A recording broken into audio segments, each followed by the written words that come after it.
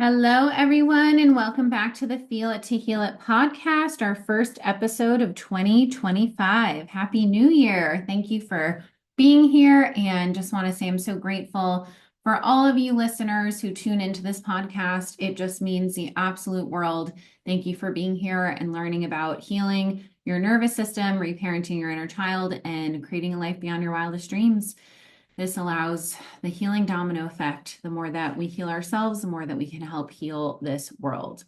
So let me hop on to Instagram Live. We're going to do a little morning tea live and get this party started.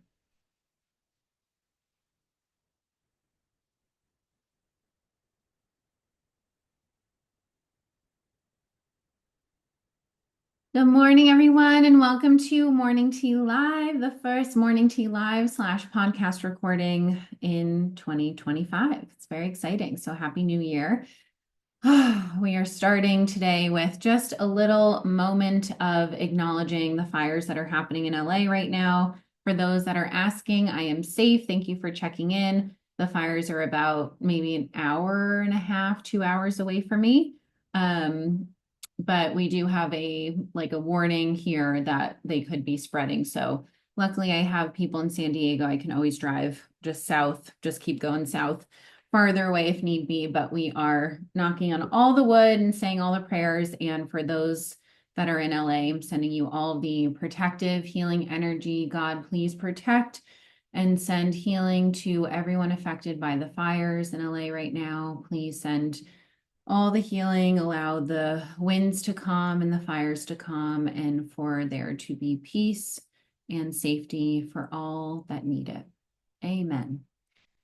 It's all we can do when stuff comes up. We can say prayers, we can send healing energy, we can do what's in our power. And part of what's in our power is being so intentional about what we're consuming. So I do not watch the news. There are other more effective ways to track what we need to know. Like there's an app that we can use to track the fires. There's different ways of finding that out that don't involve consuming news that just spikes our cortisol and makes everything worse because we're not actually in a state to then be able to respond with clarity in emergency situations.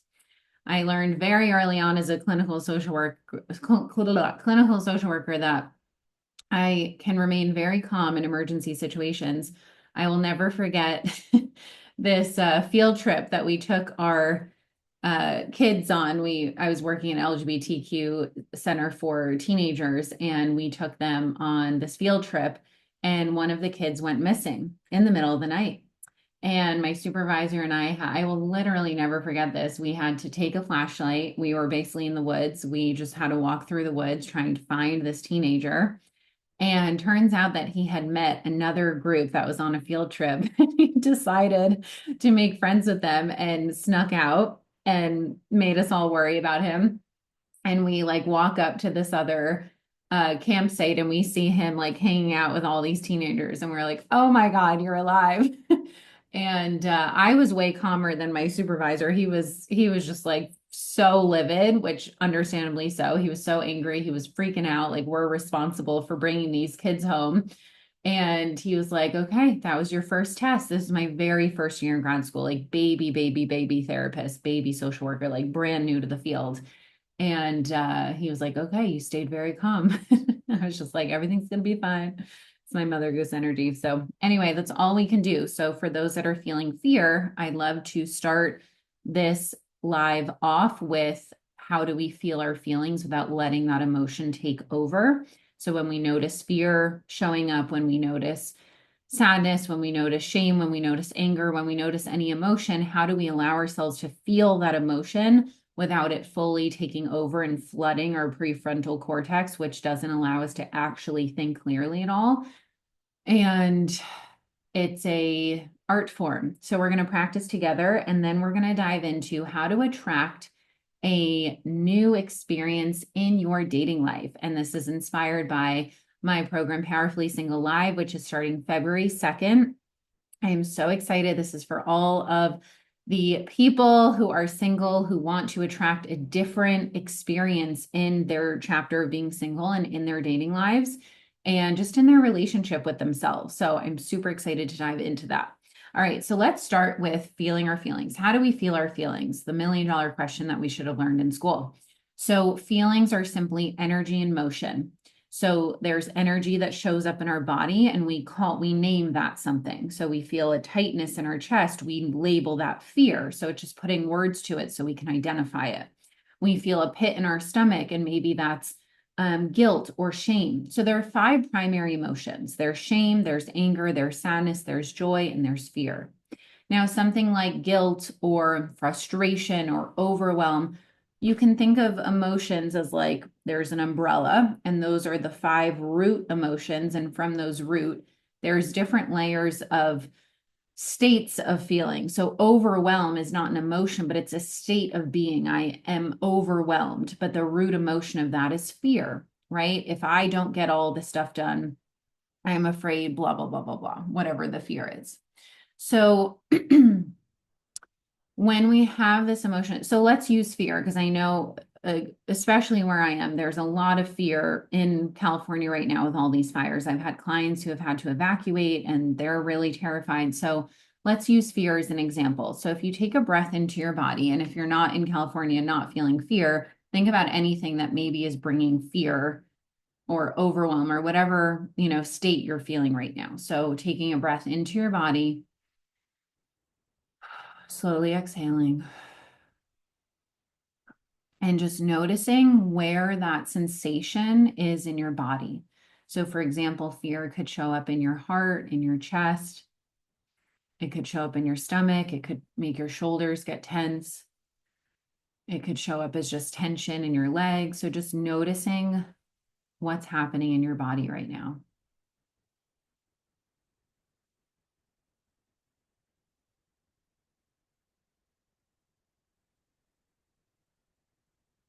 So, just doing a body scan, noticing what's happening in your head, in your shoulders, in your throat, in your heart, in your stomach, in your legs, in your arms, in your fingers, in your toes.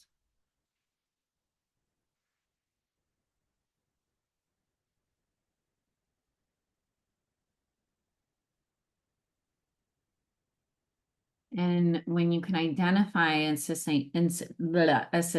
oh my God, a sensation, when you can identify a sensation, I want you to anchor to it, meaning that you're going to notice any other distractions, you're going to notice anything else, thoughts, anything else that comes up, and then come back to that sensation. And I want you to just pay attention to that tension, as Gabor Mate says. So pay attention. So have your focus be on that attention, on that tension in your body. So the expression, what we focus on grows, people are afraid of if they focus on the fear grows, but that's actually not true. If you focus on feeling the sensation, the fear actually then softens. If you focus on avoiding the fear then grows. So it's what you're actually focusing on and how you're actually relating to the emotion. So breathing in with that sensation. And then as you're exhaling, visualizing that breath, pushing the sensation either up or down, whichever way it wants to go, but further through your body. So it's not just staying stagnant in that area. So if you feel a tight chest, maybe visualizing a gold or white or rose quartz, whatever color you like, healing light to support that area. And then you're going to breathe in, and then you're going to send the breath into that area. And you're going to see if that sensation moves anywhere. Does it move further down? So just anchoring to it for a few moments and noticing where it goes while taking deep breaths. And just doing this for a few breaths on your own.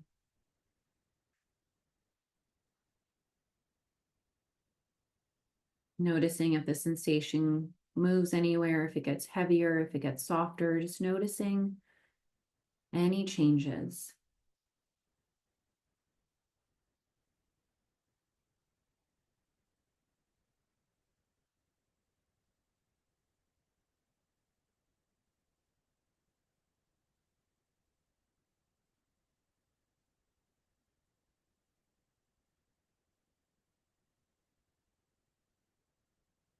Noticing if the mind wanders and then coming back to your body. Showing your nervous system it's safe to feel this fear, to feel whatever emotion's coming up. Noticing if your mind wants to distract away from it and then coming back to the sensation.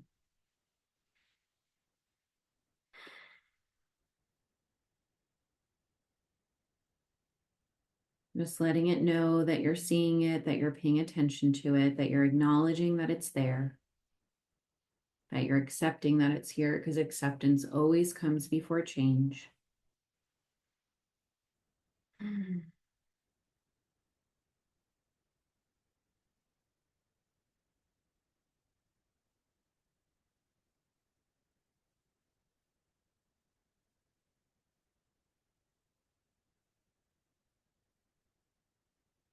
Taking another few deep breaths with this sensation, allowing it to further release and move through your body. If it's not ready to fully release, that's okay too, just allowing it to be where it's at.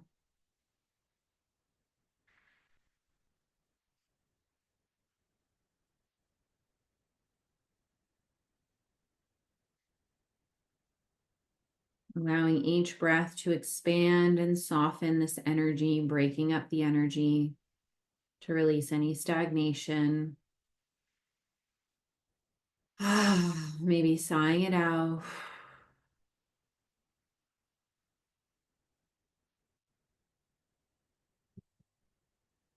One more deep breath in. Slowly exhale. And whenever you're ready, you can come back. So just noticing how that sensation, how that energy feels in your body compared to when we started. So maybe it feels heavier, which sometimes can happen because when you've been avoiding an emotion and then you tap into that heaviness, or you're actually acknowledging it, it can get worse before it gets better. So please just know that that is normal. Or maybe it's gotten softer. Wherever it is, just know that you are safe to allow it to be there and to continue tending to it throughout your day. So let's move on to today's topic, which is how do we attract a different experience being single?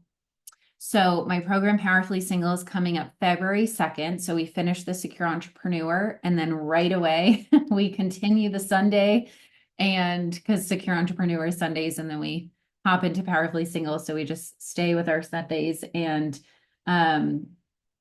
it's 6 weeks of me and you helping you become your most powerfully single self. Now, what does powerfully single even mean? When I used to be single, I would, oh, hold on. Dogs are barking. Hold on, please hold on. So as I was saying, powerfully single is really about who you are underneath all those trauma responses. So if you've been attracting this pattern of emotionally unavailable people, the question you want to ask yourself is, where am I not available? Where in my energetic field is not available for what I say I want? So if I say I want $1 million, where am I actually unavailable for that if that $1 million is not coming in? Now, the reason why the thing may not be coming in, whether it's a partner, money, whatever it is that you want, could be twofold. One is that you're not ready for it because there's energetic work to do. But even if you do some of that energetic work, it's also about surrendering the timeline and trusting in God's divine timing. There's a reason why it hasn't come yet. So you could do all the things in your power, which is tending to the energy of, where am I not feeling safe to receive this? Who am I afraid of losing if I receive this? What am I afraid will happen if I receive this? So if you are attracting an emotionally unavailable person, that somehow feels safer to your nervous system. So if you then attract an emotionally available partner, what are you afraid will happen? Do you actually feel safe to receive that love? Do you feel safe to receive the person who shows up for you?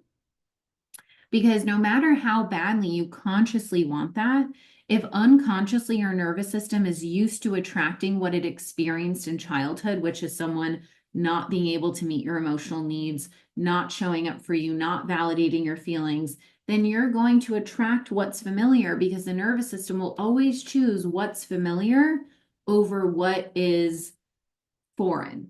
The nervous system hates change. The nervous system hates anything that's different. So you will continuously attract the same pattern that little you has experienced because that's what feels safe.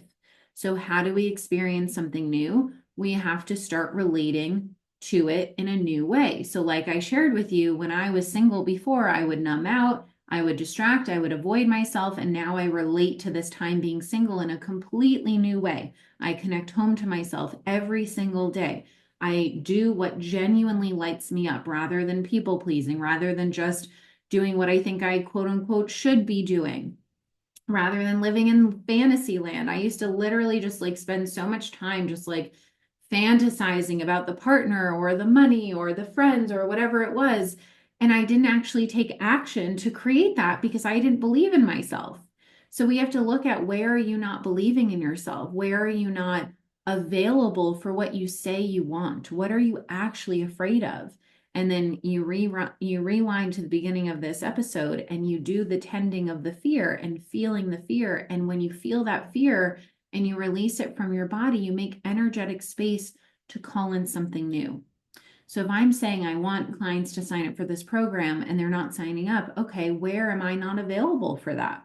If you're saying you want the partner, you want the dreamy partner to show up, where are you still relating to people in your dating life from this wounded inner child who's trying to get validation from them or trying to get accepted?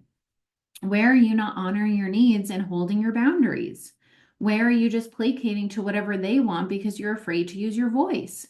Where are you not staying in your power? So we have to look at how these things show up in our dating lives, because inevitably our inner child is going to create those old patterns. So for example, in my dating life, I would attract the people that I needed to attract to heal layers of my anxious attachment.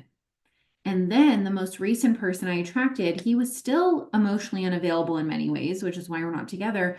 And it was the first connection I had ever experienced where my anxious attachment did not get activated.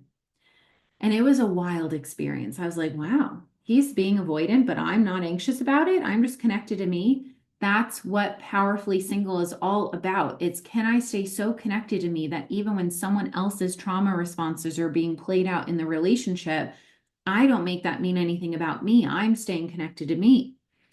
And being able to experience this connection while not internalizing or making it mean anything about me when this other person's avoidant attachment came up. And for me to say, oh, like, I can experience this. And then when it was time for it to, the connection ran its course, I felt safe enough to let it go rather than attach on. And then that communicates to myself and the universe, I'm ready for a more securely attached person. Now, again, we don't have to be perfectly securely attached or attract a perfectly, no, like the whole point is that we are going to grow with the people that we're meant to grow with. So if we are attracting someone who we can grow with, there's going to be growth, which means that they may not be fully securely attached, but the way in which the connection is unfolding allows both of you to get practice at relating differently, relating through more of a securely attached, a securely connected lens. So how would I relate in this partnership if I were relating through staying connected to myself, which means not abandoning my needs for the other person, not saying, yes, I want to go eat sushi when I really don't. Now, again, in partnership, you're going to make some compromises. You're going to make some sacrifices for the people you love. Of course, we don't have to be rigid about it, but it means, where are you not trusting in what the connection is meant to bring? Where are you not learning the lessons in what the connection is meant to bring? So again, if you're attracting emotionally unavailable people, what are you actually afraid of? Where are you not actually feeling safe to receive what you say you want to receive? Because then that's information for you and there's work there. And then when you work on becoming more emotionally available for yourself, how are you not available for yourself? Right? When you work on becoming available emotionally for yourself, you hold space for your emotions. You don't numb your emotions. You don't run away from your emotions. When you actually feel safe to feel your emotions, you then become emotionally available for yourself. And then you attract energetically someone who can then mirror what's happening internally. everything is a mirror. So when I would attract men who I would become anxiously attached to, who were avoidant, that was a mirror for the layers of anxious attachment that still needed tending to in my body. If I attracted someone who is exactly like me, because sometimes we think like when we attract a mirror, that means we're going to attract someone exactly like us. But no, it's we're attracting someone to mirror what's happening in us. So if what's happening within my body is anxious attachment, what's going to mirror that? Someone who's avoidantly attached. Because if someone was anxiously attached and they're grasping onto me, I would have never uncovered my own anxious attachment, because it would have just like we would have just been soothing each other's anxious attachment, which I had experienced something like that. Whereas when we attract an avoidantly attached partner, that partner, their avoidance triggers that historical feeling, that historical wound of, oh, I feel anxiously attached. And that allows us to uncover the wounding and the healing that needs to be done. So then we can start relating to ourselves more from that secure attachment, which then we have partners that mirror what's happening internally. So us being available for ourselves, we then have someone to mirror that. It all comes back to energetics. Like it's the most simple but challenging thing in the world. And it's so cool when you really understand how energetics works, because then you get to create your reality. You get to understand like and you know, some people use energetics to try and control the outcome. It's not about like, oh, I got to change my energy to like control what I attract. It's how can I use everything I attract as information, as a lesson, and learn from it and grow with it, because the growth never stops. So, if you are ready to become emotionally available, if you are ready to attract a different type of partner in your love life, Powerfully Single is going to be such an epic 6 weeks together. The people who have joined are already experiencing shifts in their dating lives where they didn't have any people that they were attracting and they weren't looking for it. And all of a sudden, they're like starting to attract people out of nowhere, like old connections resurfacing, new connections. Like it's so fucking cool to witness. So we start February 2nd. If you are in the Beyond Your Wildest Dreams membership, you get discounted pricing of $555 for the 6 weeks. If you are not in the membership, the price is on sale for $888 and then it's going up. So DM me with any questions or head to link in bio to learn more. And I'm so excited for this program. Like you are going to walk out of it feeling a completely different version of your single self. I've had clients who have manifested their dream partner while in this program. Like, energy is everything. So when we can learn how to tend to the energy in our bodies, we can shift everything external. It's just fucking magical. All right. I love you guys so much. Let me know if you have any questions, and I will see you on the next episode. Mwah!